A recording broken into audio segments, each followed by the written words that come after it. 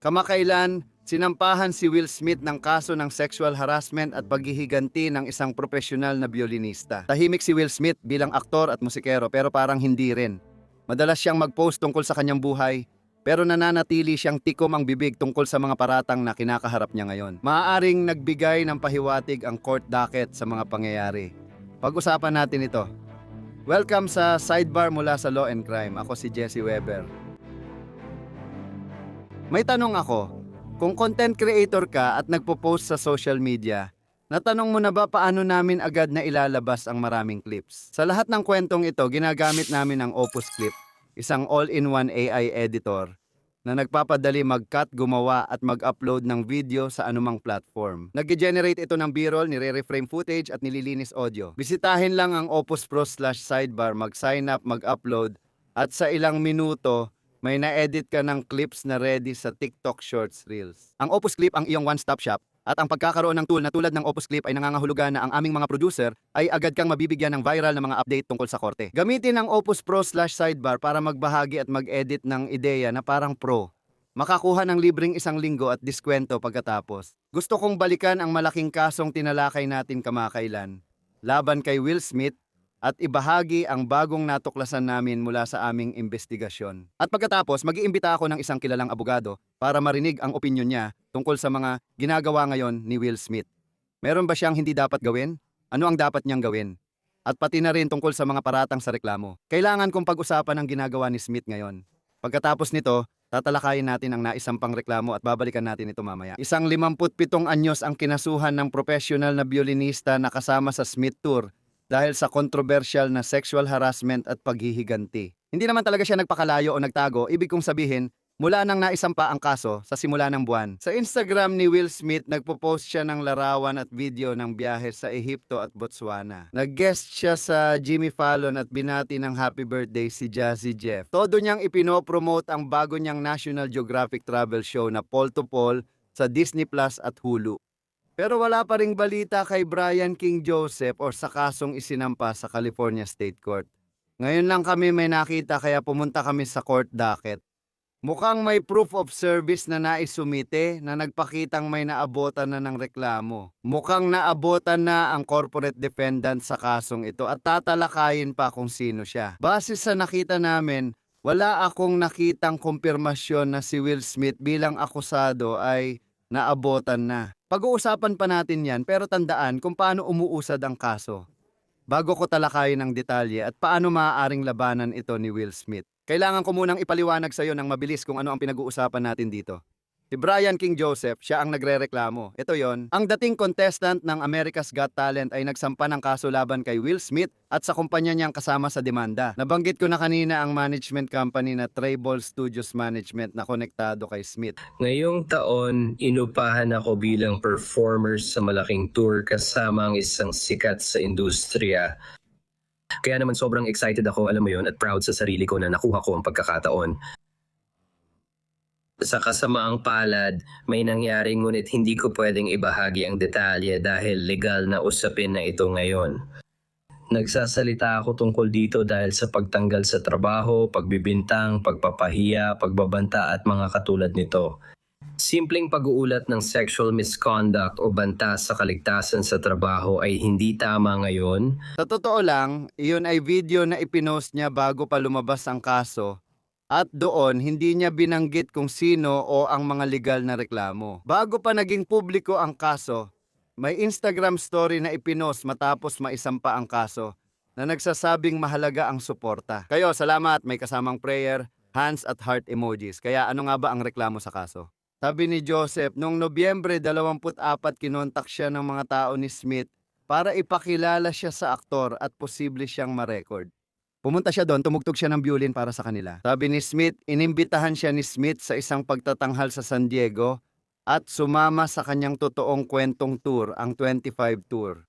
At na sinasabi niya na totoong tumugtog siya sa palabas na ito sa San Diego na sa totoo lang mukhang nag-post pa siya ng video nito sa Instagram. At ito ay si Smith na umaakyat sa entablado at tila ipinapakilala siya, Brian K.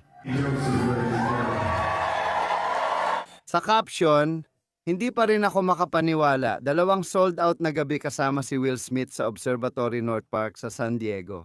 Noong Disyembre 24, iginiit niyang gusto ni Smith na mas kasali siya sa mga pagtatanghal at bigyan ng mas maraming oras sa entablado bilang mahalagang miyembro ng grupo. Inimbitahan niyang tumugtog si Joseph sa mga kanta ni Smith.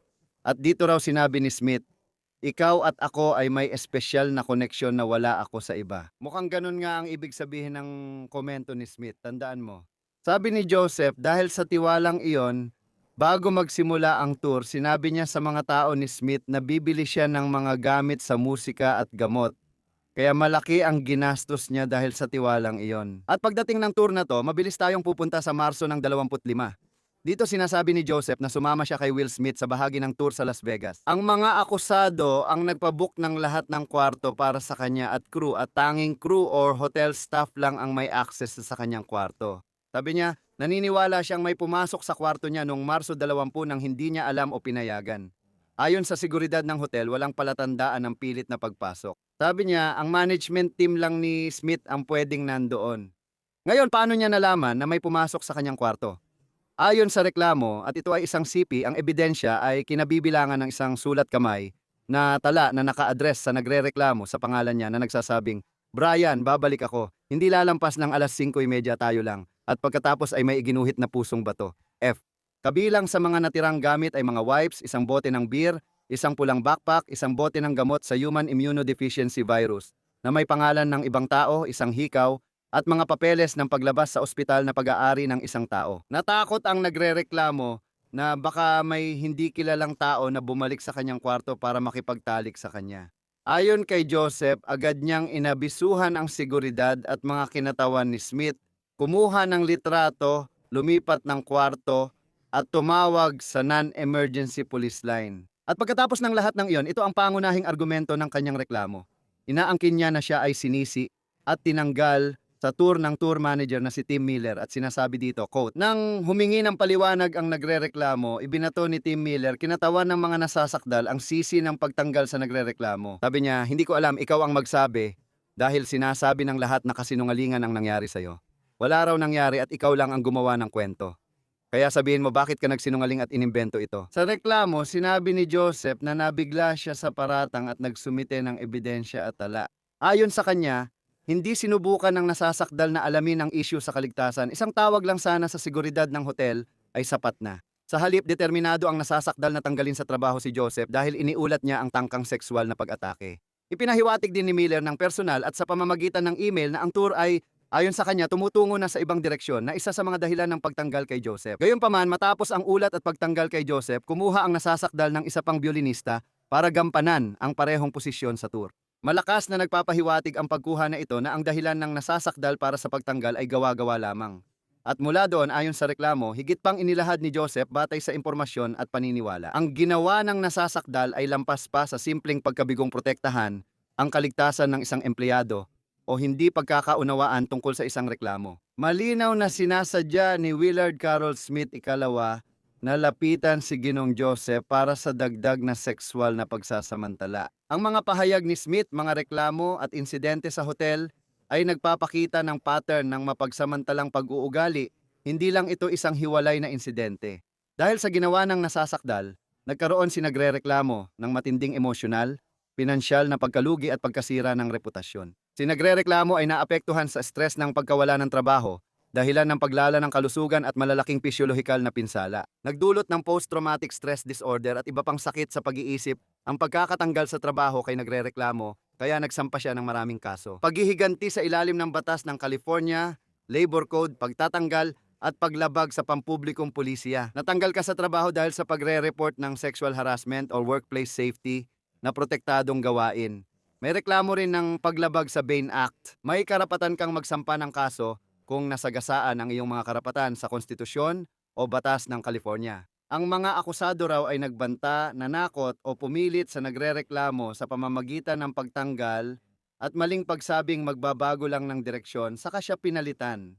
May aligasyon ng paglabag sa Ralph Act na nagpoprotekta laban sa karahasan o pagbabanta dahil sa kasarian o sexual na oryentasyon. Inaangkin dito na ang pagpasok sa kanyang kwarto ay marahas o banta na may kaugnayan sa sexual. Ilista ang mga pangyayari, personal na katangian ng iniwang gamit, ang sulat para kay nagrereklamo at mga dating pahayag ni Smith gaya ng ikaw at ako ay may espesyal na koneksyon. Patunayan na naniwala si nagrereklamo na ang ilegal na pagpasok at kilos ay dahil sa kanyang kasarian at o orientasyong sexual.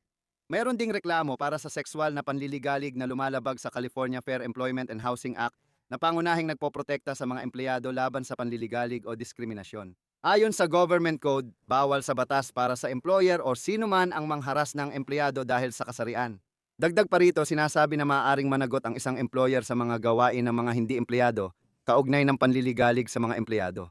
Sabi ni Joseph, inempleyo siya ng mga nasasakdal at nagtrabaho siya sa California bilang paghahanda sa tour, kaya nilabag daw ang batas ng California na may pumasok sa kanyang kwarto habang siya ay nasa tour para sa mga nasasakdal o habang ginagampanan ang kanyang trabaho. May iniwang sulat sa hotel room na may intensyong makipagtalik, isang kwartong inireserba ng kanyang mga amo ang mga nasasakdal. Wala silang ginawa matapos i-report ni Joseph at siya pa ang natanggal sa trabaho. Kaya sa reklamo, tinalakay niya ang pinsalang dinanas at danyos. Tiningnan ko rin yon. Bago ko tawagin si Imran Ansari, isang kilalang defense attorney, nakausap muna namin si Jonathan Delshad, abogado ni Brian Joseph, sa nakaraang sidebar episode. Narito ang paliwanag niya nang tanungin ko kung paano ito konektado. Balik tayo kay Will Smith. Ayokong pangunahan dahil tulad ng sabi ko, wala pa kaming discovery at hindi pa namin alam ang lalabas na katotohanan. Pero ulit narito ang mga paratang. Sa ngayon sa tingin ko ang pangunahing paratang sa aming reklamo ay ito ay isang uri ng pagganti dahil sa pag-ulat ng sexual harassment. Iyon ang pangunahing punto ng argumento.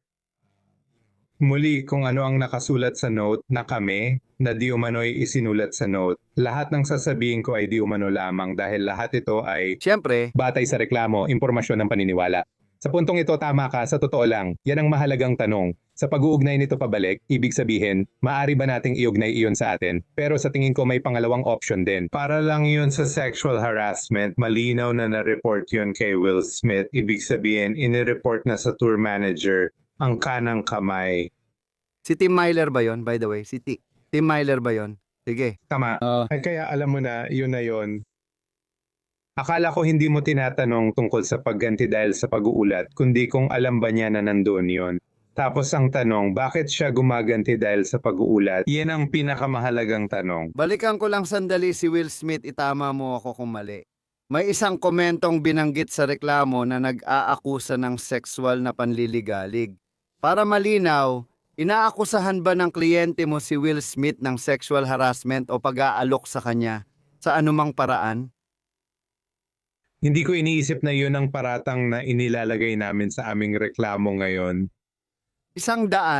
Nilagay ang komento na sabi raw ni Will Smith doon dahil may dahilan. Hindi iyon daw ang sinabi niya at naniniwala akong nabanggit ko rin ang iba pang komentong nagbigay sa kanya ng dahilan para isipin na ang naiwan sa kanyang hotel room ay may kaugnayan sa paratang ng sexual na panliligalig.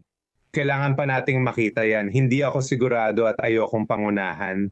Lalabas ang mga katotohanan sa discovery at hinihiling mong magpalagay ako kung ano ang nangyari sa kaso. Bilang abogado, tungkulin naming ipaglaban ang kliyente at tukuyin ang katotohanan.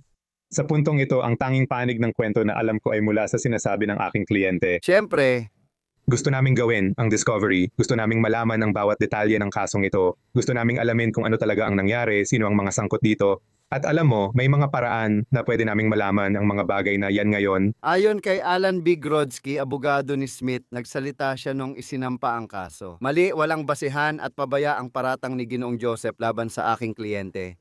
Kaya't mariin naming itinatanggi. Gagamitin namin lahat ng legal na paraan para tugunan ang paratang at tiyakin na lumabas ang katotohanan. Ngayon ipakikilala ko si celebrity attorney Imran Ansari, naging abogado ni na Los Angeles READ, 50 Cent, Harvey Weinstein at Russell Simmons. Salamat sa pagpunta, Imran. Magandang makita kang muli. Salamat sa imbitasyon, Jesse.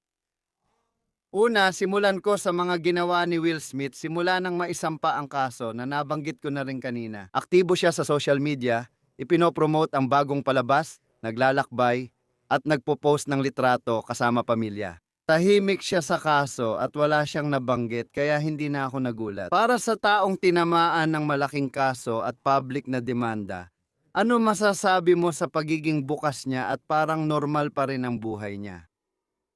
Oo, Jesse, pakinggan mo. Kung siya ang kliyente ko at humihingi ng payo paano mag-react dito, sa aspeto ng public relations, sa pampublikong aspeto, malamang sasabihin ko sa kanya, pakinggan mo, gusto mo bang manahimik na lang muna? Ituloy mo lang ang ginagawa mo at ipakita sa publiko na hindi ka apektado dahil wala kang dapat ikatakot. Tama? Lalabanan natin ang mga paratang na ito sa korte at ipagtatanggol ang sarili. Posibleng mapatalsik pa ito bago discovery gamit ang motion to dismiss. Iyan ang ilang payo ko kay Will Smith ngayon na malamang ay nakuha na rin niya mula sa abogado niya. Ginagawa lang din niya ang karaniwan niyang gawain habang may iba pa siyang mga nangyayari sa kanyang karera.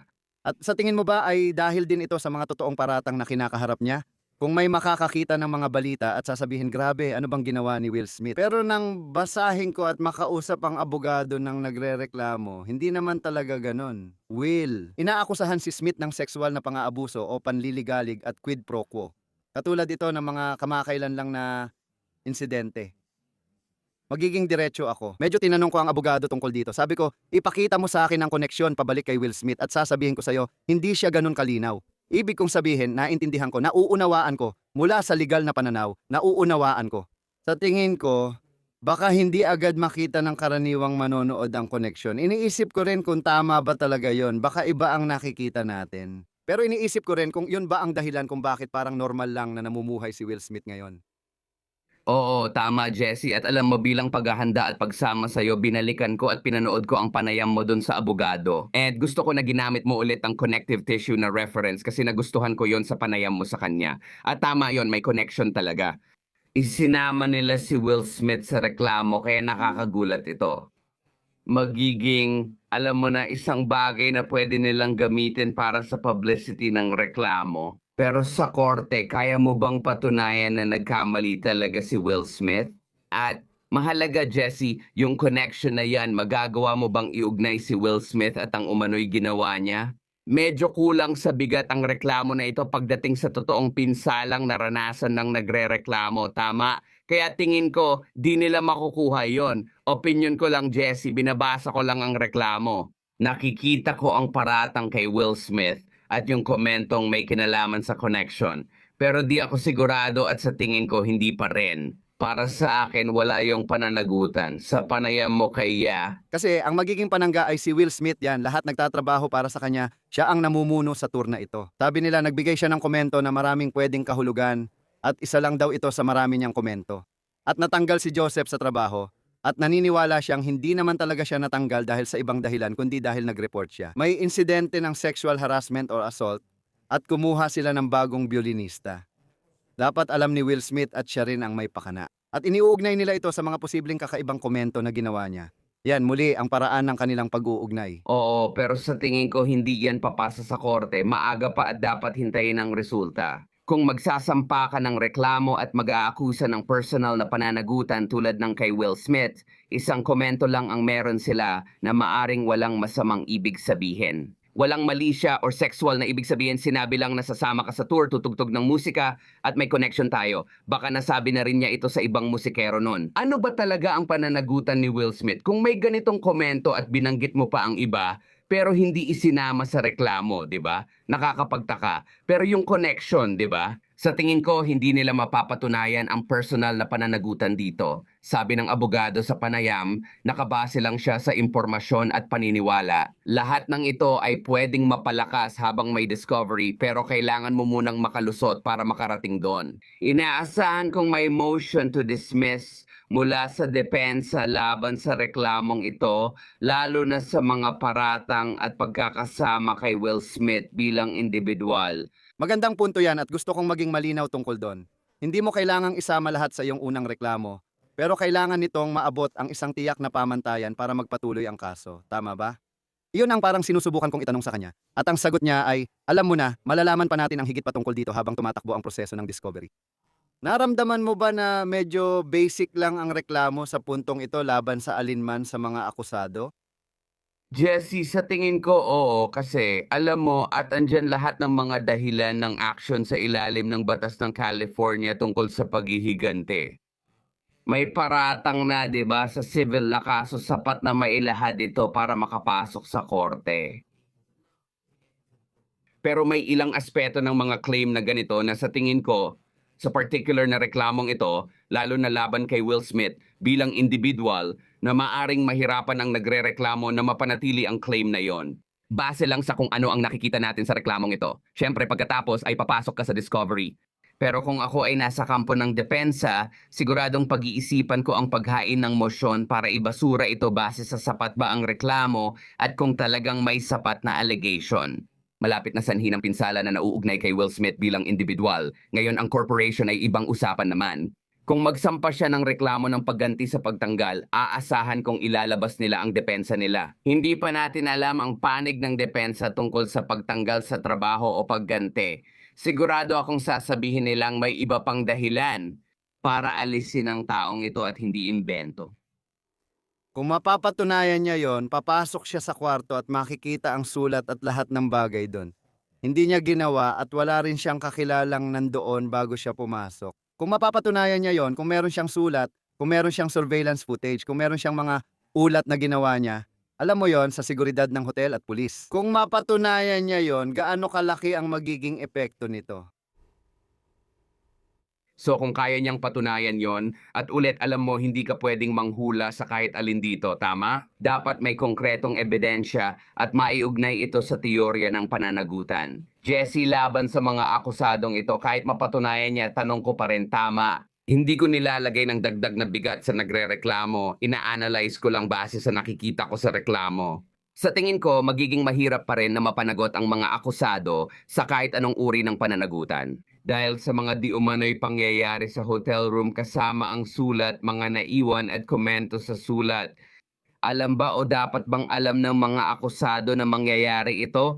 Obligasyon ba nilang bantayan ang hotel room at may connection ba sila rito? Halimbawa, may tao bang pumasok sa hotel room at ginawa yon? May connection ba siya sa mga akusadong binanggit dito?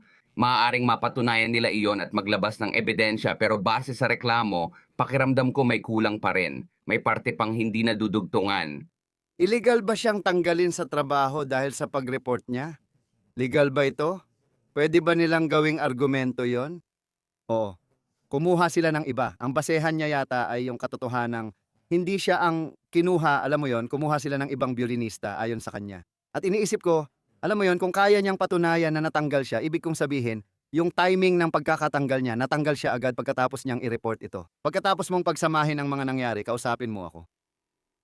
Siyempre, kung mapapatunayan niya na may nangyaring termination bilang ganti, na inilantad niya ang mga allegation na ito, na sinabi niyang hindi siya ligtas, na naramdaman niyang mayroong sexual harassment na nangyayari dito, at ang reklamo na iyon ang naging dahilan ng pagkakatanggal niya. Kung mapatunayan niyang konektado ang mga iyon sa mga akusado, pwede siyang magsampa ng kaso, tama ba? Kapag tiningnan mo ang reklamo at in-interview ang abogado, sinabi niyang hindi ito sexual harassment laban kay Will Smith. Mahalaga raw tandaan yon, tama? Ito ay kaso ng pagganting pagtanggal sa trabaho, iyon ang buod ng kaso.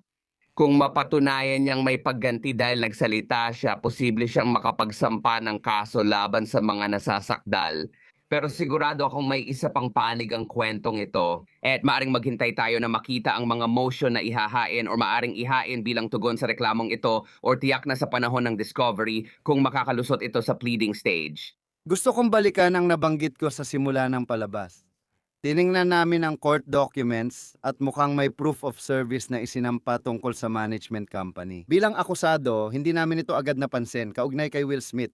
Ibig sabihin, hindi pa siya nareklamuhan. Kakaiba ba yon kung ganon? Kaya Jesse, sa sinasabi mo ngayon, iniisip ko na ganun nga. At may komento tayo, tama ba? Tinanggap ng abogado ang reklamo para kay Will Smith ayon sa kanyang pahayag. Dahil dito, bihira ang eksena tungkol sa process server. Hindi sila makapunta sa bahay ni Will Smith dahil may gate o wala siya ron. May process server na nag-aabang kay Will Smith sa isang event para abutan siya ng reklamo at papeles. Napakadramatiko.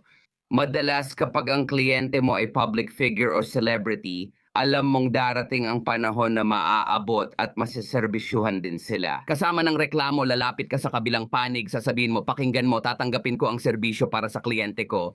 Hindi natin kailangang magkaroon ng kahit anong uri ng pampublikong serbisyo o anumang issue or hindi mo kailangang gulatin siya sa isang red carpet. Kasabay ng reklamo, tatanggapin ko ang serbisyo at pag-uusapan natin ang tamang oras ng pagtugon. Sa tingin ko, iyon ang nangyari na ibigay na nila ito sa corporation.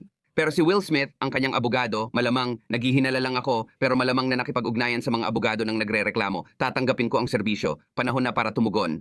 Kapag nalampasan ng mosyon para ibasura, magpapatuloy ito.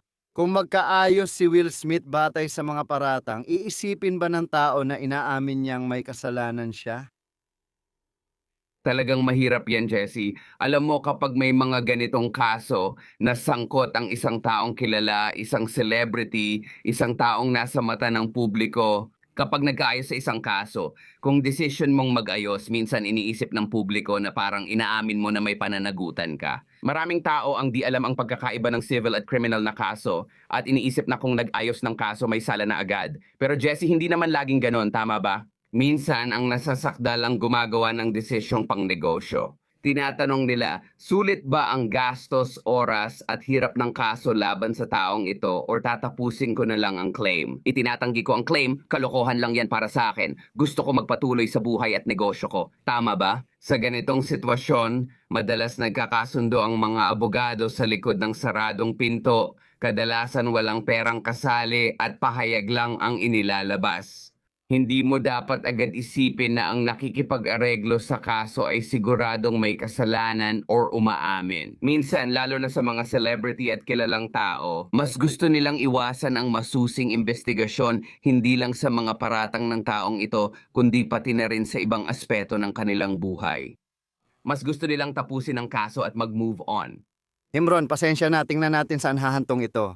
Gusto ko pang mag-usap habang tinutuloy ang kaso at salamat sa oras mo. Huwag kang lumayo, sobrang busy ka na, di ka na sumasama sa sidebar. Ayoko nun, nakalimutan mo na kami, Imran.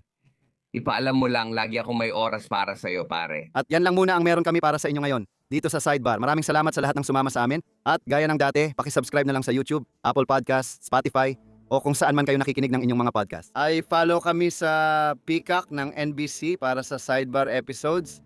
Sa Instagram, sundan ang News Nation show ko na Jesse Weber Live. Kita-kits ulit mga kaibigan.